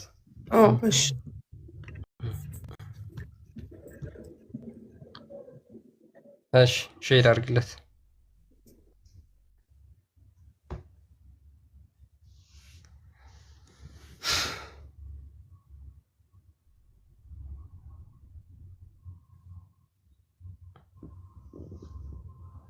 ኦኬ ምን ይላል? ኦኬ ያ ክርስቶስ ደግሞ ወደ እግዚአብሔር እንዲያቀርበን እርሱ ጻድቅ ሆኖ ስለ አመጻችን አንድ ጊዜ በኃጢአት ምክንያት ሞቷልና በስጋ ሞተ፣ በመንፈስ ግን ሕያው ሆነ ብሎ ይናገራል። ስለዚህ ክርስቶስ የሞተው በምንድን ነው? በያዘው ስጋ ወይም ደግሞ ቅድም አንተ እንደተናገርከው በለበሰው ወደ ማን ጋር ሊያቀርበን ይላል? ወደ እግዚአብሔር እንዲያቀርበን፣ ወደ ራሱ እንዲያቀርበን። ስለዚህ እግዚአብሔርና ኢየሱስ የተለያዩ ናቸው ማለት ነው። ጥያቄ ተመለሰልህ? ክርስቶስ የሞተው በስጋ መሆኑን ተመለሰልህ? ሁለት አካል ነው ማለት ነው እዚህ ጋር የሚያቀርበው። እንቀጥላለን፣ ወደሱ እንቀጥላለን። ስለዚህ ክርስቶስ በስጋ መሞቱን እዚህ ጋር ተመለሰልህ? አልተመለሰልኝም። እሺ አንብበው። ምን ይላል? አንብብልኝ። በስጋ ሞተ፣ በመንፈስ ግን ሕያው ሆነ አይልም? በመንፈስ ግን ሕያው ሆነ። በመንፈስ አለ፣ በመንፈስ አልሞተም አይልም እኮ ሕያው ሆነ ነው የሚለው። ሕያው መሆን ማለት ምን ማለት ነው? ስለዚህ አላህ ሕያው ነው ሲባል ያለ አይደለም የሞተ ነው ማለት ነው። ያለ ነው እንጂ ቁርአን ላይ አላህ ሕያው ነው ይላል። ለምሳሌ አይደል? በመንፈስ ሕያው ሆነ ማለት እኮ ተመለስ። እሺ ይሄኛው ከሆነ አሁን ወደ እግዚአብሔር ካለ እግዚአብሔርና ኢየሱስ የተለያዩ ናቸው ማለት ነው። እዚህ ጋር እሺ ይሄኛው ተመልሶላል። አንድ ሌላ ማስረጃ ልስጥና ቆላሲስ ምዕራፍ 1 ቁጥር 21 እንፈስለት። በደንብ እንተረዳው፣ በደንብ እንታወላላው ነው። እሺ የምደግምልህ አሁን ስለተረዳው ደስ ብሎኛል። ቆላሲስ ምዕራፍ 1 ቁጥር 21 ኦኬ። እናንተም ነውርና ነቀፋ የሌላችሁና ቅዱሳን አድርጎ በእርሱ ፊት ያቀርባችሁ ዘንድ። በማን ፊት? በራሱ ዘንድ። ወደማ አንተ አሁን ለጠየቀው ለሁለተኛ ጥያቄ መልስም ይሆናል በዛው ሁለቱንም ስለሚመልስልን ያዝኩት። እናንተንም ነውርና ነቀፋ የሌላችሁና ቅዱሳን አድርጎ በእርሱ ፊት ያቀርባችሁ ዘንድ በፊት የተለያችሁትን ክፉ ስራችሁን በማድረግ በሐሳባችሁ ጠላቶች የነበራችሁትን አሁን በስጋው ሰውነት በሞቱ በኩል አስታረቃችሁ። ስለዚህ ክርስቶስ ከማን ጋር? ቅድም ከማን ጋር ይላል? ከእግዚአብሔር ጋር ይላል። ራሱም እግዚአብሔር ስለሆነ እዚህኛው ጋር ደግሞ ምን ይላል? የራሱ እግዚአብሔር ስለሆነ አላለም። በራሱ ፊት እያለ ነው። ይሄው መጽሐፍ ቅዱስ በመጽሐፍ ቅዱስ ምን ማለት ነው? ሁለቱን ይገልጽልናል። መጽሐፍ ቅዱስ እንደዛ አይደለም። አሁን መጽሐፍ ቅዱስ በመጽሐፍ ቁርአን በቁርአን አይፈሰርም ወንድማችን። ሁለት አካል እንዳለ ነው የምትሄደው። አንተ ወደ ቁርአናችን እዚህ ጋር እናምናለን። አዎ ሁለት አካል አለ፣ አብ ወልድ መንፈስ ቅዱስ ብለን እናምናለን። ሶስት አካል ብለን እናምናለን።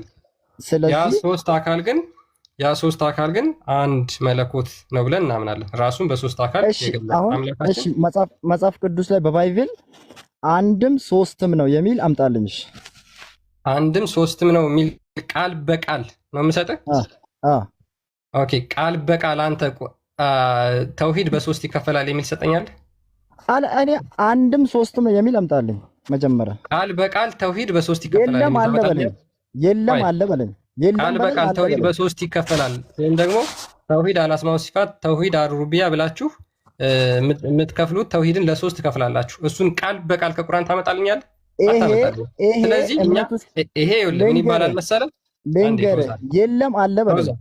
የእምነት ትልቁ ምሰሶ ብለህ የምታምነው አንተም ተውሂድ የሚባል ቃል ከቁርአን ውስጥ የለም። አንድ ተውሂድ በሶስት ይከፈላል ብለህ ታምናለህ። እሱ ከቁርአን ውስጥ የለም። እኛ ኤግዛክት ወርድ ፋላሲ አንጫወትም እኮ አንድ ነገር ኤግዛክት ወርድ ፋላሲ አንጫወትም። አንዴ እኮ አዳምጠኛ፣ መጀመሪያ አዳምጠኝ። እያወራን ያለ ነው ስለ እምነት እንትን ስለ አምላካችን ነው። አሁን ስላለ እኮ ነው እኔም እያወራ ያለሁት እኮ ስለ አምላክ ስለሆነ አምላክ አንድም ሶስትም ነው የሚል በባይብል ውስጥ አምጣልኝ። አንድ አምላክ በሶስት ተገልጿል ወይም በእንትን ብሏል የሚል ነገር አምጣልኝ። አንድም ሶስትም ነው ወንድማችን እንድትረዳው ነው። አሁን ወደ ቁርአን ወደዛ ሰዓት እየጠየቁን አለ የለም በለኛ። እሺ አለ የለም በለኝ። ትምህርቱ አለ፣ ለትምህርቱማ አለ። ምን ግልጽ አለ የለም በለኝ። እሺ ለምሳሌ አንተ ቆይ አዳምጥ። ኧረ ተረጋጋ፣ በእናትህ ተረጋጋ እስኪ።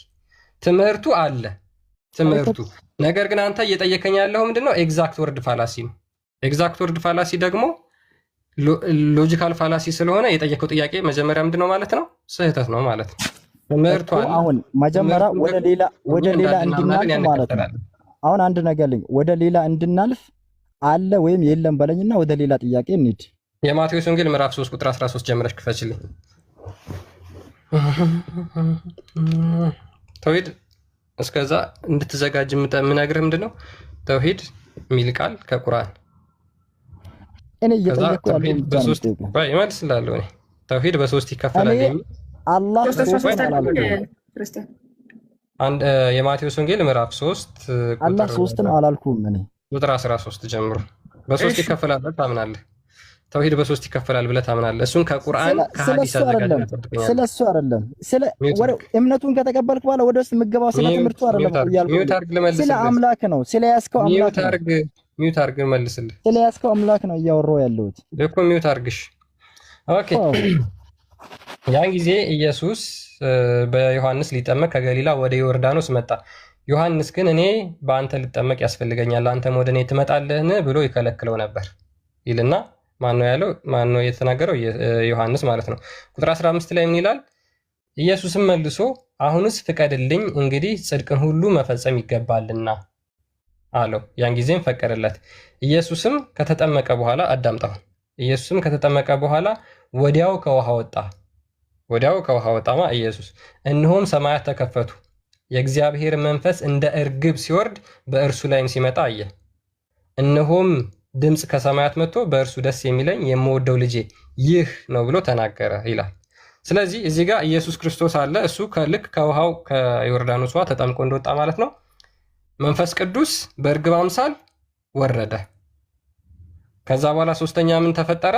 ምን ክስተት ተፈጠረ? እነሆም ድምፅ ከሰማያት መጥቶ በእርሱ ደስ የሚለኝ የምወደው ልጄ ብሎ እግዚአብሔር አብ ኢየሱስ ክርስቶስን ጠርቶ ልጄ፣ በሱ ደስ የሚለኝ የምወደው ልጄ ይህ ነው ብሎ ተናገረ። በእስልምና ደግሞ አላህ ልጅ የለውም፣ አላህ ልጅ አለው የሚሉትን ሰማያት ሊቀደዱ፣ ምድር ልትሰነጠቅ፣ ተራሮች ሊናዱ ይደርሳሉ አላህ ልጅ አለው ስላሉ ብሎ ሱረቱል መርየም ቁጥር 89 ላይ ይናገራል።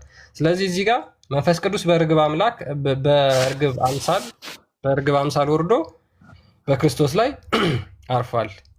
አብም ደግሞ አባቱ ማለት ነው የጌታችን የኢየሱስ ክርስቶስ አባት ድምፅ ከሰማያት መጥቶ በእርሱ ደስ የሚለኝ የምወደው ልጄ ይህ ነው ብሎ ተናግሯል። ይህንን ሃይማኖተ አበው ዘቅዱስ ጎርጎሪዮስ ዘኑሲስ ሃይማኖተ አበው ምዕራፍ 35 ምን ይላል? ዳግመኛም የደገኛው መምህር የባስልዮስ ወንድም ይህ ቅዱስ ጎርጎሪዮስ ለጌታችን ስለ ኢየሱስ ክርስቶስ ጥምቀት አብ ልጁ መሆኑን እንደመሰከረለት በተናገረበት አንቀጽ እንዲህ አለ ይላል። ከዛ በኋላ ምን ይላል? የምወደው በእርሱ ህልው ሆኜ ልመለክ የወደድኩት ልጄ ይህ ነው አለ። ይህ አንዱ ሁለት አይደለም። ልጄ ያለው ሌላ ከማርያም የተወለደው ሌላ አይደለም። በበረት የተወለደው ሌላ፣ ሰብአ ሰገል የሰገዱለት ሌላ አይደለም። የተጠመቀው ሌላ፣ ጥምቀት የማያሻው ሌላ አይደለም። በእርሱ ሕልው ሆኜ ልመለክበት የወደድኩት ልጄ ይህ ነው ብሎ መሰከረለት አባቱ ብሎ ይናገራል። ስለዚህ ይሄው ሶስቱ አካላት እዚህ ጋር ተገልጸዋል። መንፈስ ቅዱስ አልተገለጸም። ሙሴንም እኮ ልጅ መንፈስ ቅዱስ የሚል አልተገለጸም። ሙሴንም እኮ አልተገለጸም። ምንም የተገለጸ ነገር የለም። ልጄም አልተገለጸም። አብ ወልድ መንፈስ ቅዱስ አልተገለጸም። ሙሴ የበኩር ልጅ ያላለው ሙሴን የበኩር ልጅ ያላለውም ተመልሶልሃል ማለት ነው። አልተመለስልኝም። ልጄ ያለውና መንፈስ ቅዱስ ሶስት ነው። አብ ወልድ መንፈስ ቅዱስ የሚል የለም ያልክ የተጨቃጨቅ ስለሆነ ማለት ነው እኮ አብ ወልድ መንፈስ ቅዱስ የለም ብለህ የምትክድ ከሆነ አብ ወልድ መንፈስ አንድ ናቸው፣ በስጋ ሶስት በመንፈስ አንድ ናቸው የሚል ነገር የለም። ከዛ በኋላ የእንትንን እመልስልሃለሁ፣ አምጣልኝ።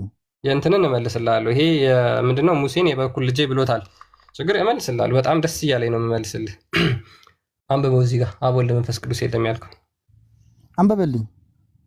እሺ አንብቢለት ቤላ። ኦኬ እሺ። እንግዲህ ሂዱና አህዛብን ሁሉ በአብ በወልድ እና በመንፈስ ቅዱስ ስም እያጠመቃቸዋቸው ያዘዝኳችሁን ሁሉ እንዲጠብቁ እያስተማራቸዋቸው ደቀ መዛሙርቴ አድርጓቸው ይላል። በማን? አብ በወልድ በመንፈስ ቅዱስ ስም ይላል። በማን ይላል? ፈውዛን አይሰማም። በማን ነው የሚለው? ማን ነው የሚለው ነው? ቆይ በማን ነው የሚለው? በአብ ማን ነው የሚለው? ያለው እኮ ሌላ አካል ነው። እግዚአብሔር አይደለም እኮ። ማን ነው ያለው? እግዚአብሔር አይደለም። ማን ነው ያለው እኮ? እየጠየኩ እኮ ነው። እሱ ማን መጽሐፍን እኮ የምታውቀው አንተ ነህ። ማን ነው ያለው ነው? እሺ አንብቢለት፣ ችግር የለውም። ይሄ እኮ አመላካች ቁጥር 18 አንብቢለት። ኦኬ እሺ። ማን ነው ይሄንን ያለው? እሺ ይሄው ቁጥር 18 እዛው ላይ ኢየሱስም ቀረበና እንዲህ ብሎ ተናገራቸው፣ ስልጣን ሁሉ በሰማይና በምድር ተሰጠኝ ይልና እርሱ ራሱ ኢየሱስ ክርስቶስ ምን አለ? እንግዲህ ሂዱና አሕዛብን ሁሉ በአብ በወልድ በመንፈስ ቅዱስ ስም እያጠመቃችኋቸው ያዘዝኳችሁ። ተናገረው ማን ነው? ኢየሱስ ክርስቶስ ነው። ስለዚህ በማን አለ? በአብ በወልድ በመንፈስ ቅዱስ ስም እያጠመቃችኋቸው ደቀ መዛሙርቴ አድርጓቸው። ስለዚህ አንድ ነው እኮ አይልም። አብ ወልድ መንፈስ ቅዱስ በሶስት ሆኖ በመንፈስ አንድ ናቸው የሚል ነገር እኮ አልጠቀሰም። እዚህ ጋር አብ ወልድ መንፈስ ቅዱስ ተጠቅሷል ወይስ አልተጠቀሰም? ተጠቅሷል፣ ግን አንድ ናቸው የሚል ነገር አልተጠቀሰም። ምን ብለሃል? አልተጠቀሰም ብለህ ነበረ። አንድ ናቸው የሚል ነገር አምጣልኝ ያልኩ እንጂ እነዚህ ሶስቱ አካላት የተጠቀሱት በመለኮት አንድ ነው ብለን እናምናለን። ዮሐንስ 10:30 ክፈችለት። የምታመጣው እንትን ጥቅስ ሌላ ነው። አንድ እንደሆነ አሳያለሁ፣ ችግር የለውም። ዮሐንስ 10:30 የምታመጣው ሌላ፣ እየጠቁ ያሉት ሌላ፣ ችግር የለውም ወንድማችን። ዮሐንስ 10:30 የመጨረሻ ክፈችለት። ከዛ ይበቃሃል፣ ታደርጋለህ፣ ታስቸግራለህ። ፈውዛን አታስቸግር። አላስቸግርም። አንተ ራስህ መጀመሪያ ችግር የለውም አንድ እንደሆነ ወደ ቁርአን ከመዝለል በፊት ቆይ ፈውዛን። ኦኬ አያ 10:30 ላይ ምን ይላል? ይኸው እኔና አብ አንድ ነን ብሎ አስቀምጧል። ከላይ ጀምረን ማንበብ እንችላለን። በነገራችን ላይ እሺ፣ እኔና አብ አንድ ነን ብሏል። ኢየሱስ ክርስቶስ ነው። ከኔ አብ ይበልጣል አላለም? እዛ ጋር ከመሄድ በፊት ይሄንን ተመልከት ብሏል አላለም? ከኔ አብ ይበልጣል። እሱን ማስረዳለሁ፣ ችግር የለውም። እዚህ ጋር ምን ይላል? መጀመሪያ ያ ለምን እንዳለ እነግርሃለሁ። እዚህ ጋር ምን ብሏል? አብ ይበልጣል ብሏል አይደለ? እዚህ ጋር ምን ይላል? መጀመሪያ እንደ ፌንጣ አትዝለል፣ አሳያለሁ። እኔ ያንንም ችግር መልስልሃለሁ በደንብ አድርጌ፣ ችግር የለውም። እዚህ ጋር ምን ይላል? እኔና አብ አንድ ነን። እሺ ምዕራፍ 16 ቁጥር 15 እናድርግለት። እሺ አንድ ነገር ልጠይቅ። መጀመሪያ ከዚሁ እንዳትወጣ መጀመሪያ እንዳትወጣ እየጠየኩ ያለውን እንትን በለ። መጀመሪያ አብ ወልድ መንፈስ ቅዱስ የለም የሚል አልክ፣ መለስኩልህ እኮ አትቀመጥ። ይሄንን እንኳን አልመለስክልኝም። አንድ ሚል የለም አልከኝ። አንድ ሚል የለም አልከኝ። ለምን ትወጣለህ? እኔና አብ አንድ ነን ብሏል አይደለ? ወይ ተረጋጋ፣ በእናትህ ተረጋጋ። እስኪ ተረጋጋ፣ በእናትህ እስኪ ቢያንስ እምነታችንን እንኳን እናስረዳህ። መጽሐፍ ቅዱስ እኮ ነው ከፍተን እያወራን ያለ ነው። ቁርአን ወይ ሌላ ሀዲስ ተረት እኮ አይደለም ከፍተን እያወራን ያለ ነው። ወንድማችን ምን ሆናል? እሺ ከ13 ጀምሮ ከ14 ጀምሮ አንብቢለት። እሺ እዚህ ጋር ስለ መንፈስ ቅዱስ ያወራና ከቁጥር 14 ጀምሮ ብላል። እርሱም እኔን ያከብረኛል፣ ከእኔ ወስዶ ይነግራችኋልና ለአብ ያለው ሁሉ የእኔ ነው። ስለዚህ ከእኔ ወስዶ ይነግራችኋል አለ። ለማን ያለው ሁሉ? ለአብ ያለው ሁሉ የኔ ነው ይላል። ለአብ ያለው ሁሉ የማን ነው? የወልድ ነው፣ የክርስቶስ ነው። ለአብ ያለው ስልጣን ሁሉ፣ አብ ፈጣሪ ነው። አብ መጋቢ ነው። አብ ሁሉን ቻይ ነው። አብ ሁሉን አዋቂ ነው። አብ በሁሉ ቦታ ይገኛል። ለአብ ያ ሁሉ ደግሞ ለማን አለኝ አለ? ለእኔ አለኝ ብሎ ይናገራል። ፈውዛን የሙሐመድ ሁሉ የአላህ ሁሉ የሙሐመድ ነው።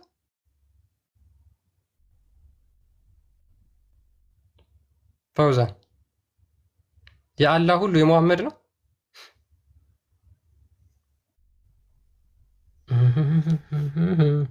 ኦኬ ዮሐንስ 17:10ን የመጨረሻ ክፈችለትና ይበቃል። አእምሯችሁን ከተጠቀማችሁ በነገራችን ላይ ቀላል ነው። እሺ 17:10 ይላል ኢየሱስ ክርስቶስ የእኔም የሆነው ሁሉ የአንተ ነው፣ የአንተም የሆነው የእኔ ነው፣ እኔም በእነርሱ ከብሬአለሁ ይላል ማለት ነው። ስለዚህ ለአብ የሆነ ሁሉ ለማን ነው? ለወልድ ነው ወይም ለኢየሱስ ክርስቶስ ነው። የኢየሱስ ክርስቶስ የሆነ ሁሉ ደግሞ ለማን ነው? ለአብ ነው ማለት ነው። እናመሰግናለን። ሜይ ቢ ሃይማኖተ አበው ዘቅዱስ አቡሊስ ሃይማኖተ አበው ምዕራፍ 40 ቁጥር 15 ጀምራችሁ ብታነቡት ይህንን ክፍል ሲያስረዱ አባቶቻችን ሂፖሊተስ ይባላል አቡሊስ ማለት ነው። ጥንታውያን አባት ነው። በጣም ጥንታዊ አባት ነው። አይ ቲንክ በሰርድ ኦር ፎርዝ ሴንቸሪ የነበረ ነው። ሙሐመድ ከመረገዙ እስልምና ከመወለዱ ከ300 ወይም ከ400 ዓመት በፊት የነበረ አባት ይህንን ክፍል ሲያብራራ ምን ይላል? እንዲሁም ከእግዚአብሔር አብ ጋር በአምላክነት ክብር አንድ ነው እንላለን። ስጋም ይህን አንድ ስምን ክርስቶስ የሚለውን ማለት ነው ገንዘብ ያደርጋል። እግዚአብሔር አብን በመልክ ከሚመስለው በባህሪ ከሚተካከለው ከቃል ጋር አንድ ባህሪ ነውና ከአብ ጋር አንድ ነው እንዳልነው ስጋን ከመዋሃድ ከሰው ጋር አንድ ነው እንላለን። መለኮትም ለሰው የሚገባ ስምን ገንዘብ ያደርጋል። ስጋን በመዋሃድ ከኛ ባህሪ ጋር አንድ ስለሆነ ከእርሱም ጋር ከኛም ጋር አንድ ሆነ። ይሄ ማን ግን አልተናገረም። አንድ ይሄ ወንድማችን መሐመድ ከሞተ ከ300 እና ከ400 ዓመት በኋላ የመጡ ሙፈሲሮች ናቸው ቁርአንን የሚያብራሩልን እንጂ ቁርአን ላይ አንድ ጥያቄ ብጠይቅ እንኳን መልስልኝም። አንድ የሚውት አድርገውና ልጨርስና ከዛ ትቀጥላለህ። ኦኬ ይሄ ሃይማኖተ አበው ዘቅዱስ አቡሊስ ምዕራፍ 40 ቁጥር 15 ጀምሮ ታገኙታላችሁ። ኦኬ ሃይማኖተ አበው ዘቅዱስ ኤራቅሊስ ምዕራፍ 48 ላይ ደግሞ ምን ይላል? በመለኮት ሕማም ሞት የሌለብህ አንተ ነህ። በመለኮት ሕማም ሞት የሌለብህ አንተ ነህ። በስጋ መከራን የተቀበልክ አንተ ነህ። በምን? በስጋ ቅድም አንደኛ ጴጥሮስ ምዕራፍ 3 ቁጥር 18 ላይ የተገለጸው ማለት ነው። ከአብ ጋር አንድ እንደመሆንህ ሞት የሌለብህ አንተ ነህ። ከማን ጋር? ከአብ ጋር አንድ ነው ኢየሱስ ክርስቶስ። ከአብ ጋር አንድ እንደመሆንህ ብሎ መጽሐፍ ቅዱስ በግልጽ ክርስቶስን የክርስቶስ ኢየሱስን ከአብ ጋር ያለውን አንድነት በመለኮት በባህሪ በአገዛዝ በስልጣን አንድ እንደሆነ መጽሐፍ ቅዱስ በግልጽ ይናገራል። አዎ ሌላ አካል ነው ብለን እናምናለን። የአብ ዘላለማዊ ቃሉ ስለሆነ ማለት ነው። የአብ ዘላለማዊ ቃሉ ሙስሊሞች ቁርአን ነው። ቁርአን በቂያማ ቀን ሰው ይሆናል ብለው ያምናሉ። እኛ ደግሞ ከድንግል ማርያም የዛሬ 2000 ዓመት አካባቢ ተወልዷል ብለን እናምናለን። የሙስሊሞች አምላክ የአላህ ቃል ግን ሰው የሚሆነው ከቂያማ በኋላ ነው። ማስረጃ ከፈለግ እሰጥሃለሁ። አይተም ጨርሻለሁ።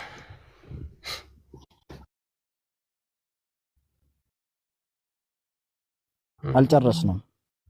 አሁን እኔ እያልኩ ያሉት እኮ በደንብ አላስረዳኸኝም እኮ አንተ የራስህን ነው እያስረዳኸኝ ያለው።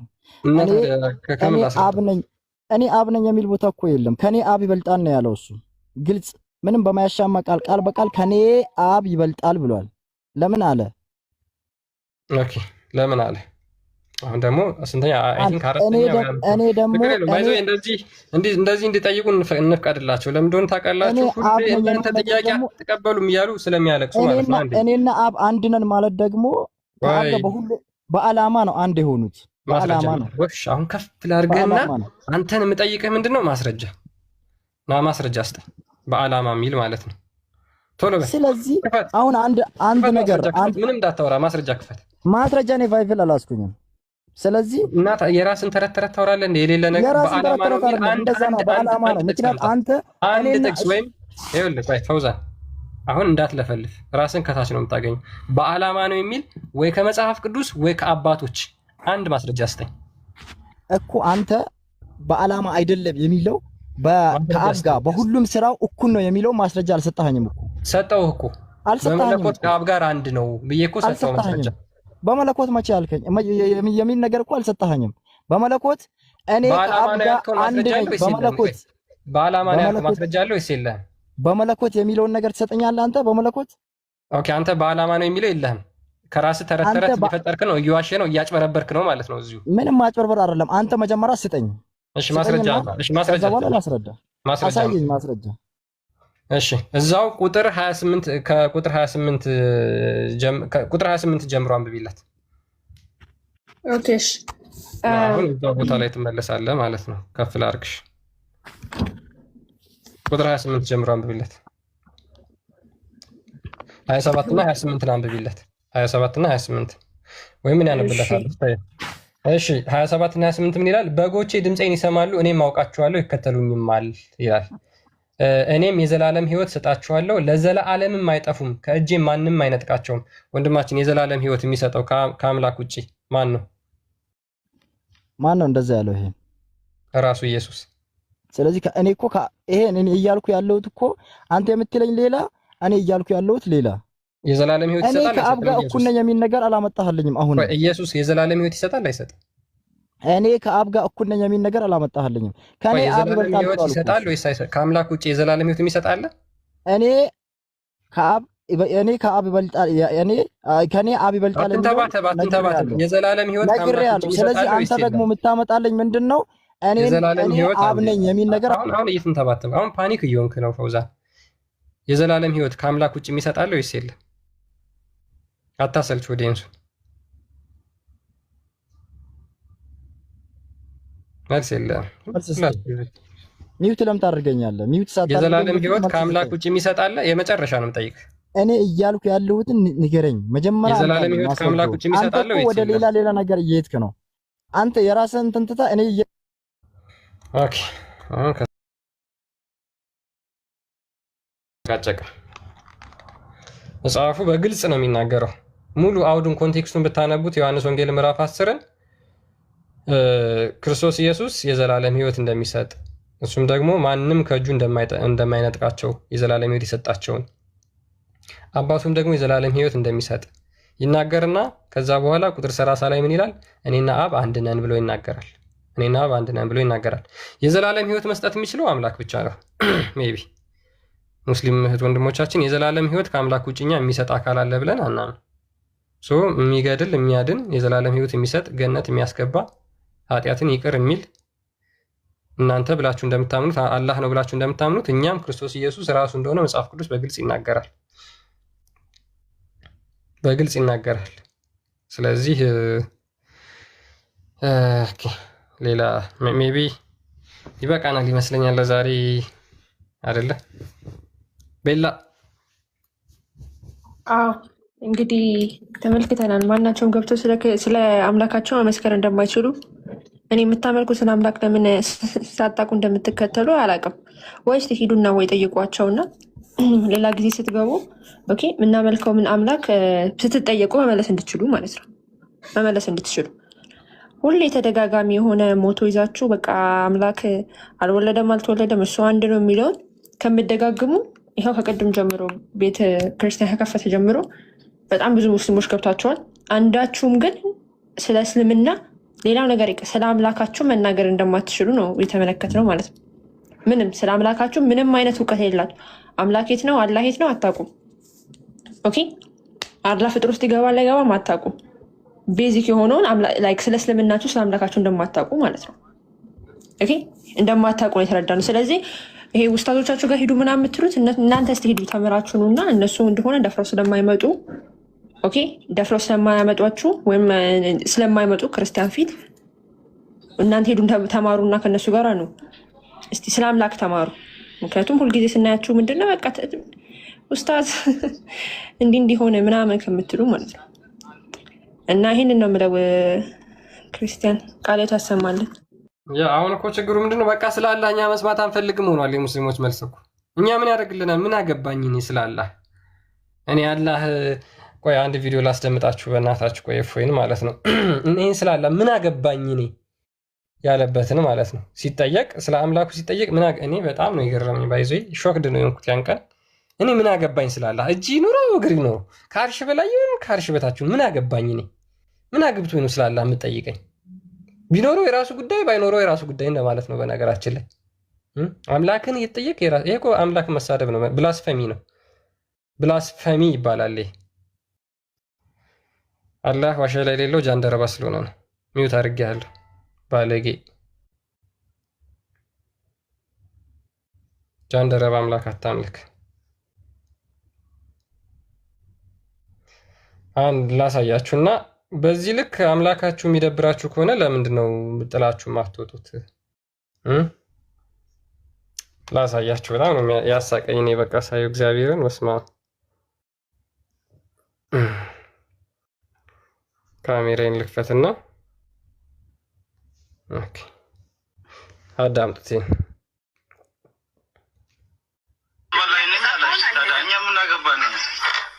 አላህ ከአርሽ በላይ ነኝ አለች። ታዲያ እኛ ምን አገባን ነው? ምን አገባን ነው መልሱ እንዴ? ናፊ ምን አገባን? ከአርሽ በላይ ነው ብሏል። ምን አገባን? አዎ አላህ ራሱ እኔ ከአርሽ በላይ ነኝ አለ። እኛ ምን አገባን?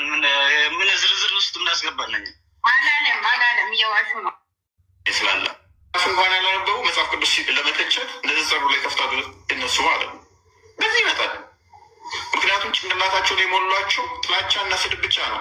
ስለ ራሱ አላህ ሲጠየቅ ግን ምን አገባኝ ታዲያ ምን አገባኝ ስላለ እንደዚህ አይነት ምላሽ ሰጣ። በአምላክ ጉዳይ ላይ ከምሬ ነው እንደዚህ አይነት ምላሽ ሰጣ።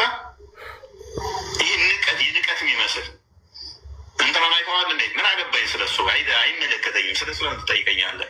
የሆነ የተደባበርከው አይነት ጎረምሳ ወጣት እንዴት ነው ሆነ እንደዚህ አይነት ነገር ወይንም ደግሞ የንቀት አይነት መልስ ስላላህ እየተጠኝ ምን አገባኝ ታዲያ እግር አለኝ አለ አለ በቃ ባብ አለው እንዴ?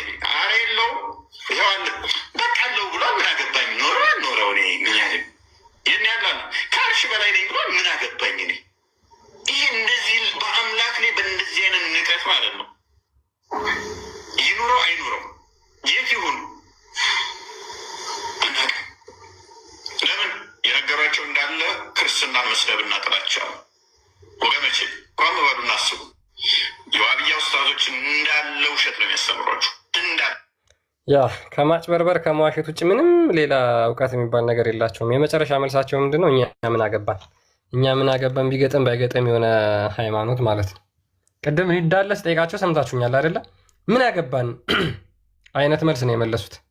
አንተ ሁሌ በቃ ስለ አላህ ትጠይቃለህ እና ስለማን ልጠይቅህ? አንተ የለመድከው ቂጥ ማጠብ፣ ቂጣችንን እንዴት ነው የምንታጠበው? ሽንት ቤት ገብተን ስንወጣ ግራ እግራችንን ነው የምናስቀድመው ቀኝ እግራችንን? የሚጠይቁት ጥያቄ ማለት ነው። የአክስቴን ልጅ ማግባት እችላለሁ ወይስ አልችልም? የሚጠይቁት ጥያቄ። እንጀራ ስበላ ወድቆብኝ ነበር መሬት ላይ፣ እሱን አንስቼ ብበላው ችግር አለው? ሐራም ነው ወይስ